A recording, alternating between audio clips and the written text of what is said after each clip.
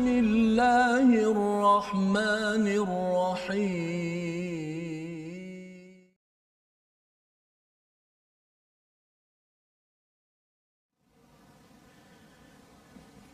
أعوذ بالله من الشيطان الرجيم.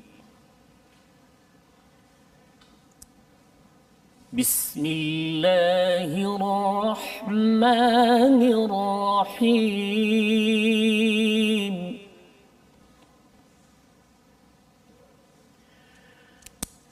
الذين آتيناهم الكتاب يعرفونه كما يعرفون أبناءهم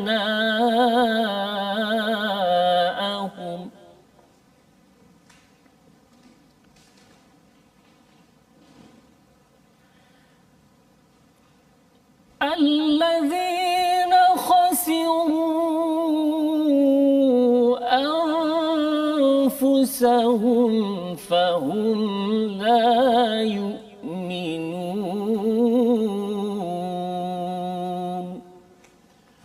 صدق الله العظيم. Assalamualaikum warahmatullahi wabarakatuh. Alhamdulillah wassalatu wassalamu ala Rasulillah wa ala alihi wa man walah. Syada la ilaha illallah, syada Muhammadan abduhu wa rasuluh. Allahumma salli ala sayidina Muhammadin wa ala alihi wa sahbihi ajma'in. Amma ba'd. Apa khabar tuan-tuan dan puan yang dirahmati Allah sekalian? Kita bertemu pada hari ini dalam My Quran Time baca faham amal. Pada hari ini ulang kaji hari Sabtu. Ya, bukan hari ulang kaji tajwid, walaupun qari ataupun tetamu kita Dr. Luqman. Apa khabar Dr? Alhamdulillah. Alhamdulillah, ahlan ke My Quran Time bersama Ustaz Tirmizi pada hari ini Ustaz. Alhamdulillah. Ya, hari ini dengan doktor memulakan dengan bacaan ayat. Biasanya hari Sabtu ni tak mula dengan ayat daripada tetamu. Ya, tapi kita hari ini special ya. Pasal Dr. Luqman daripada Universiti Sains Islam Malaysia, bukan sekadar untuk tilawah ya, bacaan, tetapi juga untuk tadabbur ya, memahami, mencerahkan, mengulang kaji daripada halaman 130 hingga 134 pada hari ini. Jadi mari sama-sama kita mulakan ataupun kita kongsi di Facebook untuk kita maklumkan pada kawan, dan kita ingin memulakan majlis kita, ulang kaji kita pada hari ini dengan Ummul Quran Al-Fatihah bersama Ustaz Tirmizi. Silakan Ustaz. أعوذ بالله من الشيطان الرجيم. بسم الله الرحمن الرحيم. الحمد لله رب العالمين. الرحمن الرحيم. مالك يوم الدين. إياك نعبد وإياك نستعين. اهدنا الصراط المستقيم. صراط الذين أنعمت عليهم غير المغضوب عليهم ولا الضالين.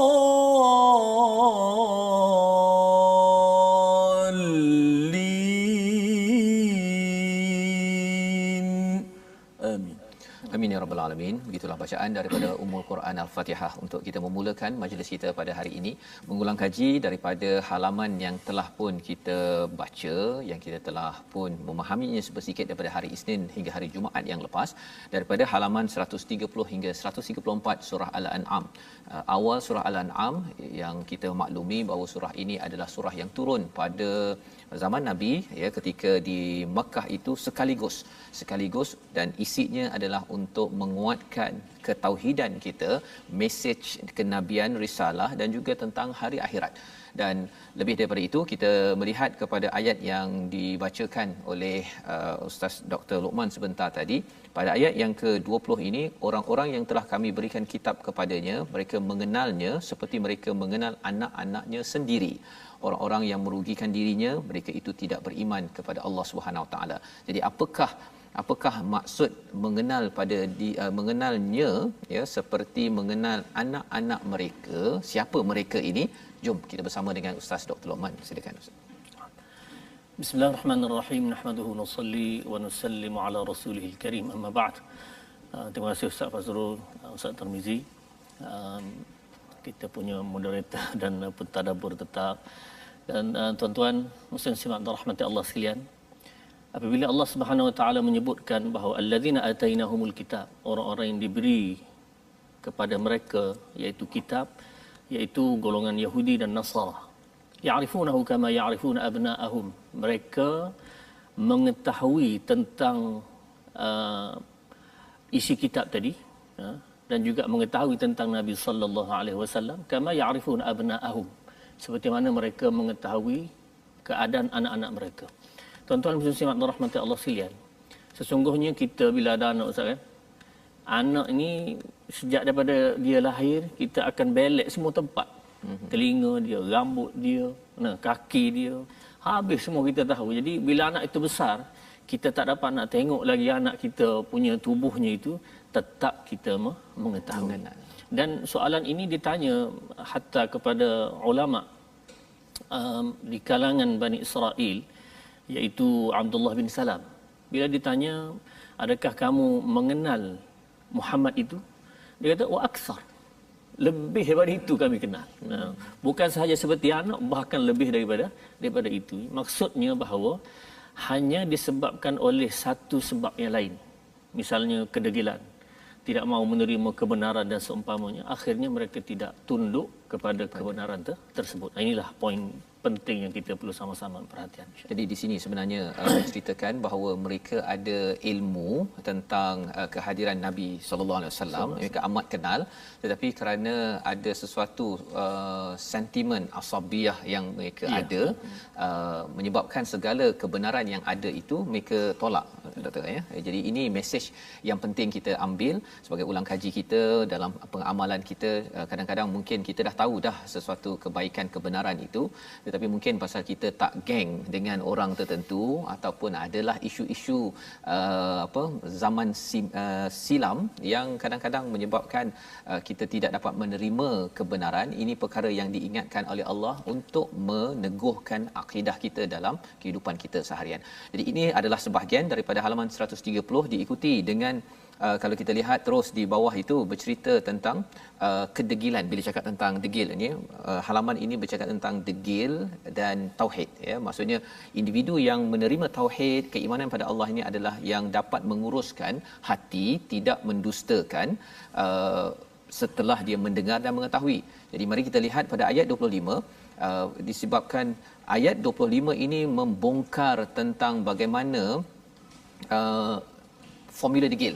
Lebih kurang begitulah doktor ya. Yang kita nak tahu, kalau boleh kita nak elak, jangan sampai diri kita, ahli keluarga kita, masyarakat kita terjerumus dalam lembah kedegilan ini. Jadi jom kita sama-sama baca daripada ayat 25 bersama dengan Ustaz Tirmizi. Silakan Ustaz. Terima kasih. Hari ini adalah hari Sabtu sah? Sabtu, bukan hari Ahad. Yes. Sudah Dr. Rahman datang hari Ahad. Kalau hari Ahad memang Dr. Rahman lah yang baca. Tapi hari ini Dr. Rahman tadabbur pula insya-Allah. Kita baca ayat 25. A'udzu billahi minasyaitanir rajim. Wa minhum man yastami'u ilaik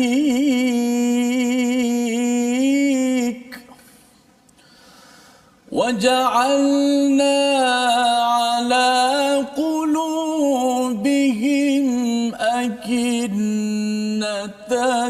an yafqahuhu wa fi adhanihim waqara wa yaraw kulla ayatin la yu'minu biha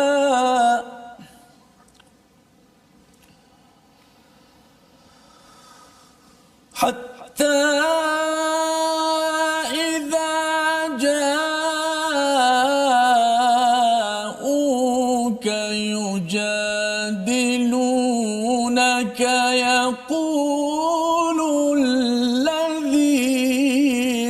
كفروا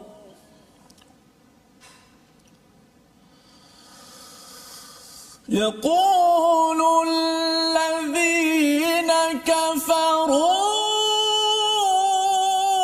إن هذا إلا أساطير الأولين.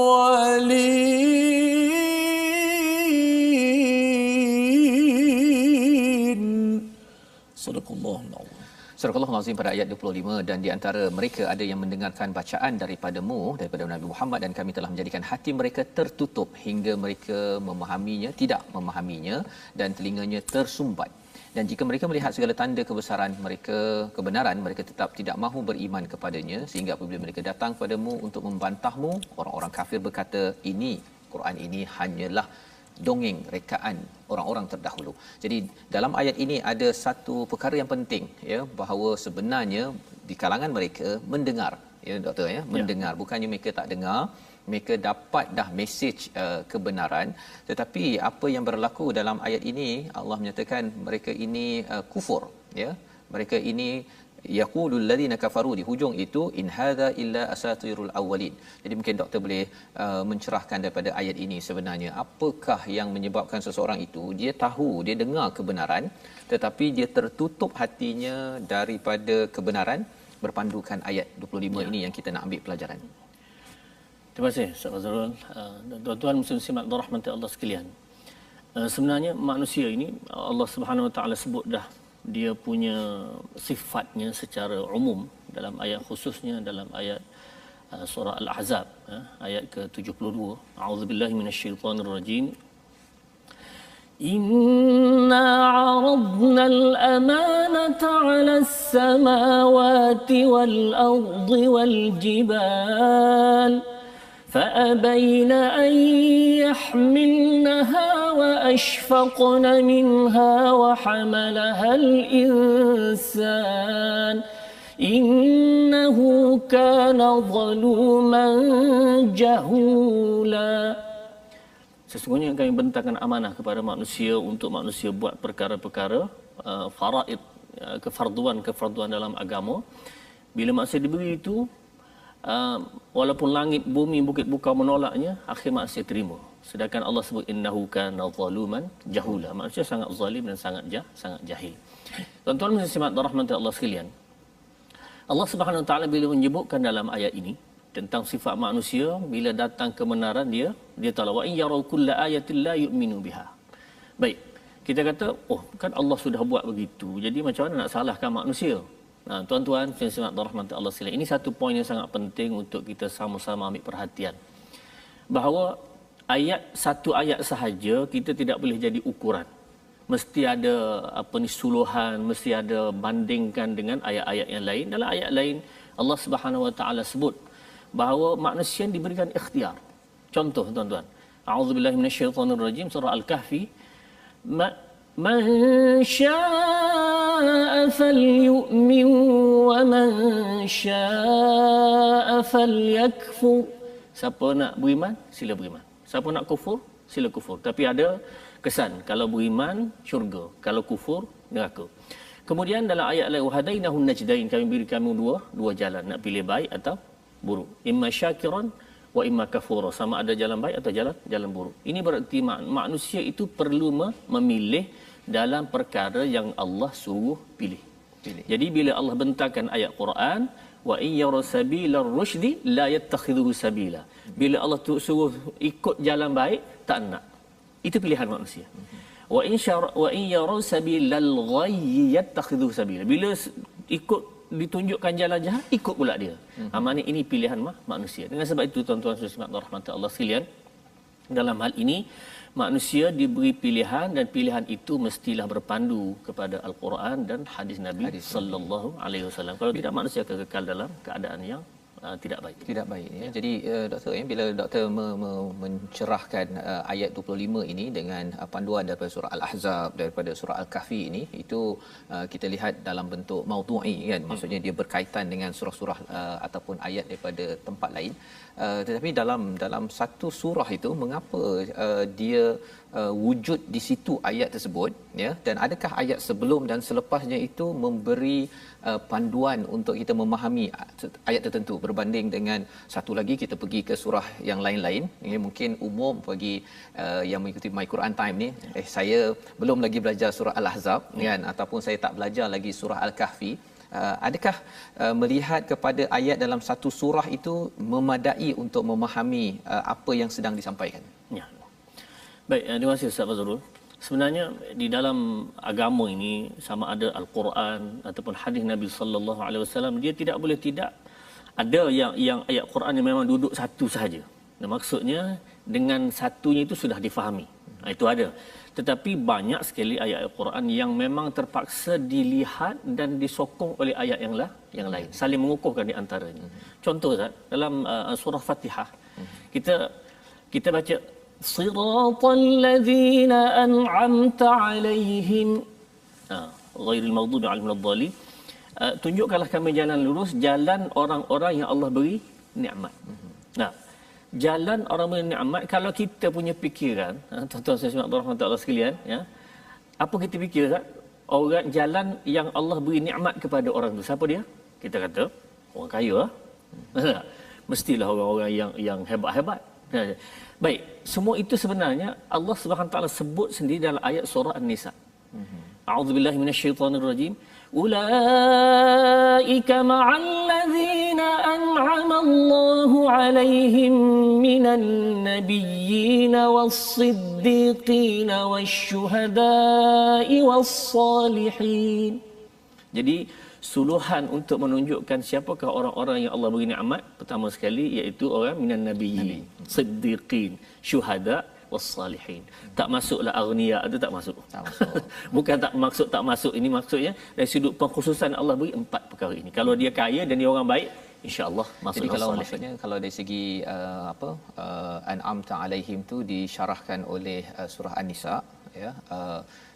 Jadi bila wujudnya ayat yang ke-7 itu dalam surah Al-Fatihah ya, dia memang ayat yang daripada surah Nisa tu memang dia tak wujud dekat surah Al-Fatihah tu pasal apa Ustaz? Masya-Allah. Pasal dia kadang-kadang ada yang terfikir ya. Saya dapat juga soalan-soalan yang kata mengapa kalau katakan nak terangkan itu penting sangat dekat surah Al-Fatihah untuk saya faham, walaupun memanglah kalau Ustaz cakap tadi kan an'amta alaihim tu kita rasa macam orang dapat kereta pun ini dapat nikmat ni kan. Okey. Tetapi mengapa dia pendek dia dekat situ, tak ada pula macam kalau katakan pada ayat ini bila Allah cakap pada ayat yang ke-24 unzur kaifa kadzabu ala anfusihim, kemudian disambung dengan daripada kalangan mereka mendengar daripada kamu tapi mereka ni menutup kan. Jadi dia macam ada kesinambungan, tapi dalam Fatihah tu itu sahaja, tapi ada pula dekat surah Nisa. Sila Ustaz. Baik, terima kasih Ustaz. Sebenarnya rahsia dari sudut bagaimana Allah mengatur ayat ini Allah sendiri yang tahu, itu satu perkara. Perkara yang kedua, kalau nak dikaitkan begitu, maka Bismillahirrahmanirrahim, dengan nama Allah yang Maha Pemurah lagi Maha Penyayang, mengasihani. Ada di kalangan orang yang memahami Allah sangat mengasih lagi Maha penyayang dan mengasihani dan seumpamanya, sehingga kalau kita buat jahat pun tak apa, Allah kasih. Allah pengasih, Allah Maha Pengampun dan seumpama. Sedangkan Allah sebut dalam ayat yang lain juga, iaitu innallaha azizun dzuntiqam. Allah itu Maha Perkasa dan Maha Balas dendam kepada orang yang tidak mematuhi perintah dia. Jadi di situ sepatutnya Allah letak sekalilah kalau itu maksudnya kan. Tak, maksudnya ada tempat-tempat yang Allah Subhanahu Wa Taala menyebutnya dan ada juga di tempat yang lain, dan rahsia itu memang kita kena perlu korek dan mencarinya sehingga ambil lah ya. Maksudnya dia berada di surah-surah berbeza itu dia ada tema yang tertentu. Jadi itu sedikit untuk kita melihat selain daripada isi daripada apa yang kita baca, kita bersama dengan Dr. Luqman pada hari ini memahami ulumul Quran ya. Topik ini adalah topik yang luas ya. Kita berkenalan sedikit-sedikit apakah rahsia, apakah susunan tertib di dalam al-Quran. Moga-moga kalau tuan-tuan ada kelapangan cari ustaz-ustaz lain, nanti boleh juga bersama dengan Dr. Luqman di USIM ya, di doktor di Fakulti Quran Sunnah ya. Itu kepentingan mengapa ada individu anak-anak yang belajar fokus kepada perkara ini, pasal ilmu al-Quran ini luas dan ada kaitan antara satu sama lain. Yang pastinya Quran adalah satu, jadi mesejnya pun bersatu Ustaz ya. Dia ada kesatuan di mana kita perlu melengkapi dan kita doa kita dapat memahami keseluruhannya itu tadi. Jadi ini adalah sebahagian daripada halaman 130 yang kita nak pergi kepada halaman 131. Pada ayat yang ke-28 ini ada mesej besar bila Allah menyatakan bagi mereka telah nyata kejahatan yang mereka sembunyikan, seandainya mereka dikembalikan ke dunia tentu mereka akan mengulang kembali apa yang telah dilarang ya. Allah membongkar perkara yang kita tak tahu. Benda ini berlaku ke depan tentang psikologi manusia ya. Adakah kalau manusia ini diberi peluang kedua dia akan buat apa? Mari sama-sama kita baca sekali lagi ayat 28 dan ayat yang ke-29 ini untuk dicerahkan oleh Dr. Luqman bagaimana psikologi manusia tentang ketauhidan dan apa yang perlu kita beri perhatian. Jom kita baca dahulu. Silakan Ustaz. A'udzubillahi minasyaitanir rajim. Bal badalahum ma kanu yukhfuna min qabl. بل بدا لهم ما كانوا يخفون من قبل ولو ردوا لعادوا لما نهوا عنه وإنهم لكاذبون.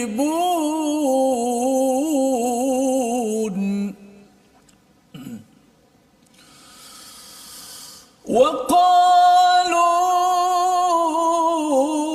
إن هي إلا حياتنا الدنيا وما نحن بمبعوثين.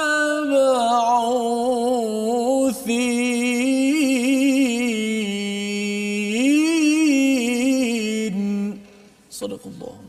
Surah Al-Azim ayat 28 hingga 29 ini Allah membongkar tentang psikologi manusia yang degil.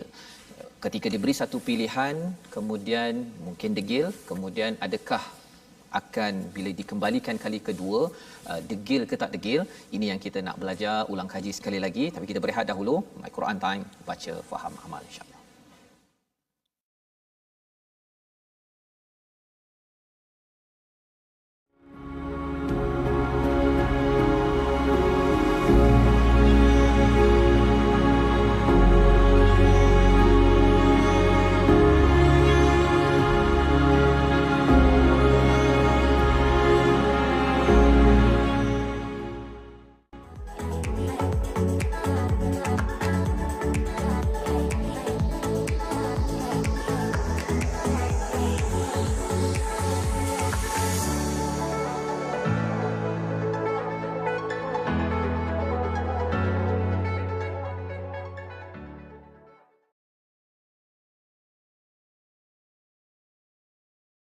Allah Subhanahu wa taala berfirman dalam surah Al-An'am, "Wa mal hayatud dunya illa la'ibun wa lahu wa lad-darul akhiratu khairul lil ladzina yattaquna afala ta'qilun."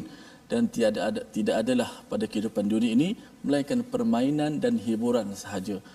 Wa lad-darul akhiratu khairul lil ladzina yattaqun, dan negeri akhiratlah yang lebih baik bagi orang-orang yang bertakwa. Tidakkah kita semua berfikir? Alhamdulillah, terima kasih kepada semua sahabat-sahabat Al-Quran yang sentiasa istiqamah dalam rancangan My Quran Time, baca, faham, amal. Dan kita telah dipercerahkan lagi tadi oleh Fadil Dr. Ustaz Luqman Ibrahim dan juga seperti biasalah Ustaz Fazrul yang membantu kita mencerahkan lagi kefahaman terhadap Al-Quran. Kalau kita baca begitu saja, mungkin sukar untuk kita memahami Al-Quran kerana ada bahasa-bahasa, ada perkataan-perkataan yang di bawahnya dicerahkan lagi dengan ayat-ayat yang lain yang dibantu dengan hadis-hadis Nabi sallallahu alaihi wasallam. Baik, kita kembali kepada Safar. Baik, terima kasih ucapkan pada Ustaz Tirmizi. Kita hari ini mengulang kaji halaman 130 hingga 134 bersama Al-Fadhil Ustaz Dr. Luqman, dan kita sekarang ini pada halaman 131 ya. Kita ingin melihat, tadi kita sudah pun Ustaz Tirmizi sudah membacakan ayat 28 hingga 29 tentang Allah membongkar ya. Sebenarnya menarik, Quran ini pasal banyak perkara yang Allah bongkar Ustaz ya. Kalau nak bergantung pada pengetahuan sendiri, memang bergantung pada psikologi umurnya 50-100 tahun pun tak cukup. Pasal apa? Pasal yang mengkaji psikologi pun manusia juga ya. Tetapi ini daripada pencipta. Dan salah satu topik penting dalam surah-surah Makkiyah ini adalah berkaitan dengan psikologi manusia dan antara dunia ini dengan dunia akan datang. Seperti mana yang kita lihat pada ayat 29, dan tentu mereka akan mengatakan hidup hanyalah di dunia ini dan kita tidak akan dibangkitkan. Jadi kalau doktor boleh jelaskan ayat 28 29 mungkin sampai 30 ini, apa isu yang sedang Allah beri penekanan dan apa kepentingan? Satu mungkinlah pada orang yang musyrik, tapi bagi kita mengapa perlu sangat beriman dengan intisari daripada 3 ayat ini? Sila doktor. Terima kasih Ustaz. Tuan-tuan muslimin dan rahmati Allah sekalian. Sebenarnya ayat ini berkait lagi pada ayat nombor 27 ya. Ya laitana nuraddu wala nukadziba biayati rabbina, iaitu ya Tuhan kami ya, tolong kembalikan kami. Bila sudah mati minta dibangkitkan semula, dikembalikan. Dan sambungannya, apabila manusia, kalaulah manusia dikembalikan, lantas manusia akan jadi walau ruddu la'adu limanuhu, dia tetap akan buat benda yang sama juga, dilarang juga. Jadi macam mana itu?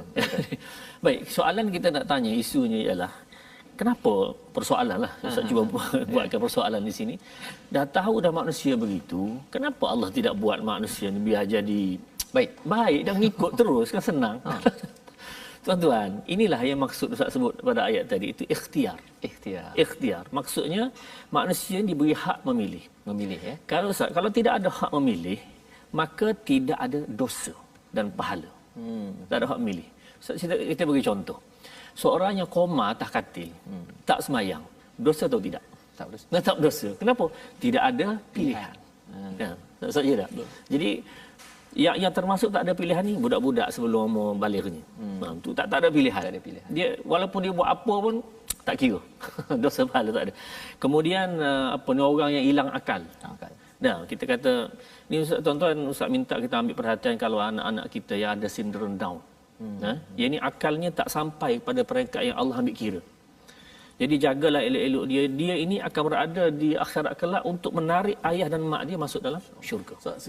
Kalau dia hilang akal tapi sebab dia minum arak ke kan, dia makan benda-benda yang boleh menghilangkan akal, itu lain macam. Itu lain macam lagi. Sebabnya dia ikhtiar benda itu. Dia ikhtiar untuk hilang akal untuk hilang akal. Ini tak. Jadi maknanya orang-orang yang menyebabkan hilang akal selama-lamanya. Itu berdosa. Kita nampak dia hilangkan. Mungkin dia tu. Baru ni saya driving kan. Depan kereta tu dia ke kiri, ke kanan, ke kiri kanan kan. Jadi saya slow perlahan sikit-sikit kan. Takut nanti orang kurang akal ada kat depan kan. Tapi itu dia pilih ya. Ya, dia pilih. Jadi dengan sebab itu, oleh kerana Allah Subhanahu Wa Taala memberi hak kepada manusia memilih ini, dan kita ni tuan-tuan, bila ada hak memilih, kita jadi dua perkara. Laqad khalaqnal insana fi ahsani taqwim. Boleh baik, lebih baik daripada malaikat. Ahsani taqwim. Summa radadnahu asfala safilin, ataupun lebih teruk daripada syaitan. Jadi ini yang hebatnya, boleh memilih. Malaikat memang dia sudah dijadikan untuk taat kepada Allah. Wa yaf'aluna ma yu'maru. Kerja dia buat apa yang Allah suruh. Itu malaikat. Tetapi kita tak. Kita boleh pilih. Contohlah kan. Kejap lagi kita nak solat kan. Katakanlah solat zuhur ke solat asar ke. Jadi bila nak solat ini, kita ada pilihan. Nak semayang ke tak semayang. Hukum nanti dulu kan. Kita cakap ni pilihan. Pilihan. Boleh pilih nak semayang, boleh pilih tak semayang. Pilih semayang, dapat pahala. Pilih tak semayang, berdosa. Ini dia panggil pilihan. Dan ini tidak mampu dibuat oleh, kita sebut tadi, budak, orang yang hilang akalnya. Ini tak mampu. Jadi Allah tidak ambil kira. Jadi dengan sebab itu, kelebihan manusia ini ialah pada ikhtiar yang tidak ada pada makhluk yang lain seperti malaikat. dan juga syaitan. Jadi tajuk ikhtiar ini satu tajuk yang penting dalam tauhid sebenarnya ya. Maksudnya bukan sekadar tauhid itu sekadar percaya pada Allah, tapi di situ ada ikhtiar. Pasal itu ada kaitan juga kalau di dalam ayat 30 ini bercakap tentang azab maksudnya. Maksudnya azab ini adalah kesan daripada ikhtiar. Ya, kesan daripada ikhtiar kan. Jadi kalau katakan seseorang itu tidak menghargai ikhtiar pilihan yang ada ataupun dia main pilih saja apa yang ada, yang itu yang perumpamaan dia jadi al-an'am tu kan. Okey, maksudnya binatang ternakan tu dia tak ada pilihan kot kan. Waktu dia kena sembelih tu sembelih jelah kan, pasal dia bukan seperti kita yang ada akal, diberikan tauhid oleh Allah Subhanahu Wa Taala. Jadi alhamdulillah itu pencerahan yang penting sebenarnya. Mungkin kalau kita dah belajar daripada surah Al-Baqarah sampai surah yang ke-5 surah Maidah banyak peraturan. Kadang-kadang orang rasa macam berat juga peraturan, tapi sebenarnya bila kita dikuatkan balik, saya ada pilihan apa kan. Surah-surah Makkiyah ini menegaskan kita ada pilihan, tapi pilihan yang Allah harapkan ialah pilihan kembali balik kepada rahmat Allah, dapat syurga Allah Subhanahu Wa Taala. Jadi itu daripada halaman 131, dan ada beberapa perkara pada ayat 34 itu pun ada perkataan walaqad kudzibat rusulun min qablik fasabaru ala ma kudzibu, ya, dan sesungguhnya rasul sebelum engkau pun telah didustakan tetapi mereka sabar terhadap pendustaan, ya. Jadi di sini ada perkataan yang menarik kat sini ustaz ya, iaitu li kalimatillah, ya. Kalau dalam surah Al-Kahfi pun kita jumpa juga kalau ilmu Allah ini, kalimah Allah ni ditulis kan, dia tak cukup dakwatnya kan. Tapi perkataan kalimah Allah ini kita baca dulu ayat 34, kemudian nak dengar penjelasan daripada Al-Fadhil Ustaz agar kita jelas apa maksudnya untuk kita jadikan panduan ketika bertemu dengan istilah ini nanti. Baik, ayat 34 Ustaz. Baiklah, hidup ini adalah satu tempat pilihan. Kita berada pada tempat pilihan. Maka pilihan yang baik akan mengundang kebaikan, pilihan yang tidak baik, yang jahat akan mengundang juga kejahatan. Maka kita pilihlah apa-apa yang baik sebagai ikhtiar kita. Moga-moga kita diselamatkan oleh Allah Subhanahu Wa Taala. Kita baca balik panduan ilahi, apa kata Allah pada ayat yang ke-34. Auzubillahi minasyaitanir rajim. وَلَقَدْ كُذِّبَتْ رُسُلٌ مِّن قَبْلِكَ فَصَبَرُوا عَلَى مَا كُذِّبُوا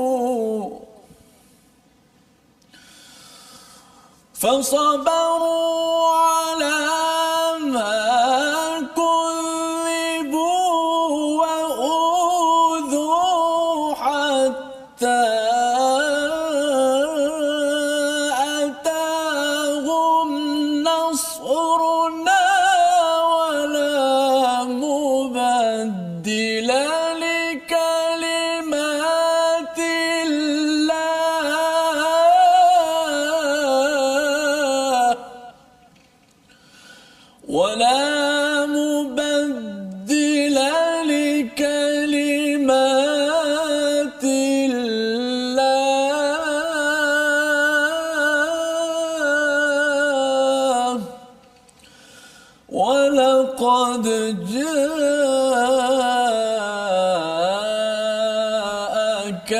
مِن نَّبَإِ الْمُرْسَلِينَ.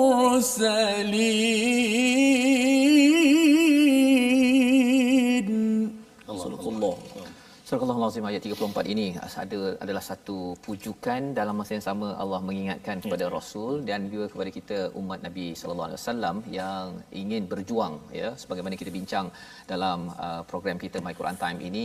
Surah-surah Makkiyah ini berkaitan dengan tauhid, bagi setengah orang ustaz ya, dia merasakan ini adalah lebih ringan berbanding dengan surah-surah Madaniyah yang penuh dengan peraturan. Tetapi pada zaman Nabi sallallahu alaihi wasallam yang berat perjuangan itu adalah di zaman Makkiyah. Ya, kerana tak ramai orang yang nak jadi follower kan, bukan sekadar kalau zaman sekarang ni senang ustaz ya, kalau nak ceramah ya, sekejap saja boleh ramai follower ya.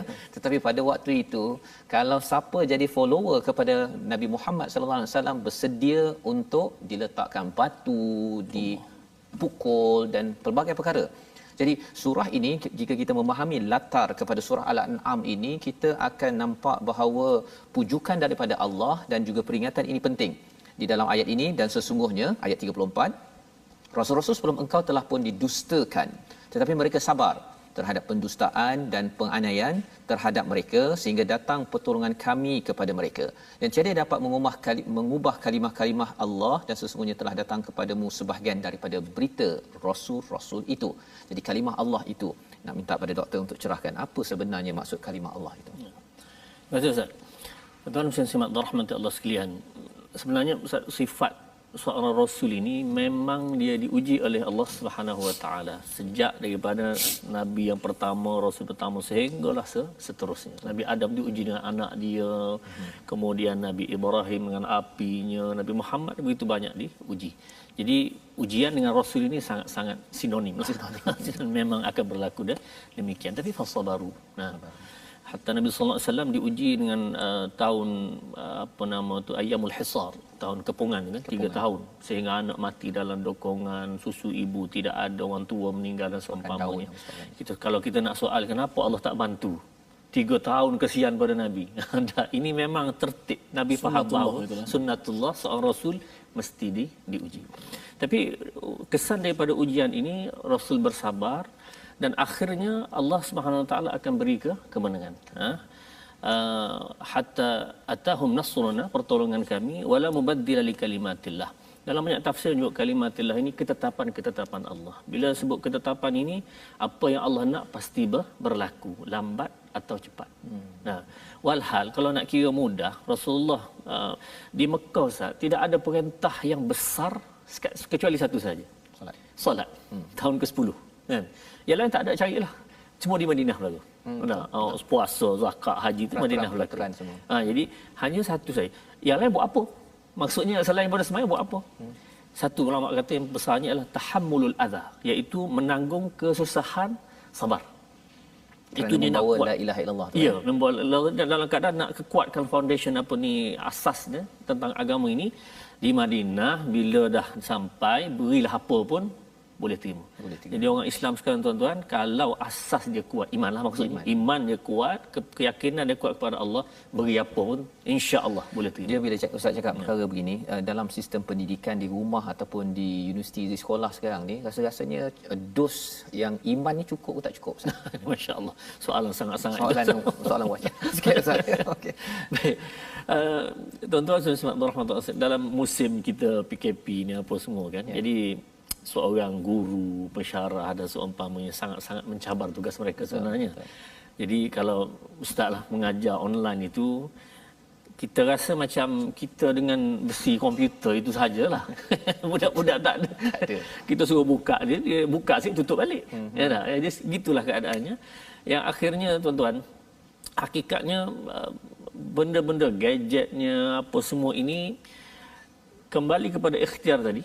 Sama ada dia nak pilih digunakan jalan kebaikan atau digunakan kepada jalan yang tidak baik. Jadi hakikatnya kalau iman kuat, insya-Allah dia punya kebaikan itu sangat-sangat jelas. Tapi kalau imannya lemah dan tidak diberi ajaran kepada anak-anak kita dari sudut perkara iman ini, maka akhirnya gadget akan membawa dia, bukan dia membawa. Kalau gadget. katakan ada satu dua perkara yang mungkin doktor nak sampaikan agar dos iman yang mungkin dia ceroy sikit kan, dia macam cair sekarang tu, nak bagi up sikit, kalaupun tak standard macam zaman makiyah ini, tapi lebih sikit, apa satu dua perkara yang perlu dibuat oleh ibu ayah yang menonton My Quran Time hari ini Ustaz? Tuan-tuan dan rahmat Allah sekalian, perkara iman ini bukan perkara yang dia masuk sendiri, jadi sendiri, tak. Dia perlu diikhtiar sebagaimana diusahakan oleh Nabi sallallahu alaihi wasallam, para sahabat. Nah, dalam Quran sebut surah Al-Anfal awal, tuan-tuan buka surah Al-Anfal ayat 1 2 tu sudah ada. A'udzubillahi minasyaitonir rajim. Innamal mu'minuna allazina idza dzukirallahu wajilat qulubuhum وَإِذَا تُلِيَتْ عَلَيْهِمْ آيَاتُهُ زَادَتْهُمْ إِيمَانًا وَعَلَى رَبِّهِمْ يَتَوَكَّلُونَ. antara cara untuk kita menguatkan iman kita dengan sebab iman tadi akan mudah segala amalan. Iman kuat, seolah iman kuat mudah amalan. Nak sembahyang mudah, baca Quran mudah, zikir mudah, taat ibu bapa mudah, iman. Tapi antara cara untuk menguatkan iman tadi, melahirkan iman tadi ialah banyak baca Al-Quran. Banyak mendengar Al-Quran. Banyak bincang Al-Quran, Quran time. Ya. Nah, banyak bincang Al-Quran. Dengan sebab perbincangan, bacaan, dengar ini, maka tuan-tuan dia akan menambah wa idza tuliyat alaihim ayatu zadatuhum iman. Bila dibanyak membaca, mentalaah Quran apa semua akan bertambah iman. Itu jadi, tidak boleh ditinggal tuan-tuan. Jadi itu mesej yang jelas daripada Dr. Luqman, apa perkara yang perlu kita beri perhatian, iaitu Quran, ya, bertaamul, berinteraksi dengan Al-Quran ini. Salah satunya My Quran Time, tuan-tuan. Kalau katakan anak mungkin tak menonton My Quran Time, tapi mungkin ambil satu dua perkara itu dibawa berbincang, ya. Kerana dan selain daripada kita mengajar ataupun cikgu mengajar baca Iqra alif bata tersebut, apa-apa sahaja berkaitan dengan Al-Quran ini sehingga ayat Allah itu jelas, maka ia akan menambahkan iman. Dan lepas itu Ustaz, ya, mudah, ya, seperti mana para sahabat dilatih 13 tahun sampai ke Madinah itu bersedia membawa pelbagai peraturan yang Allah letakkan kepada mereka sehingga mencapai kemenangan.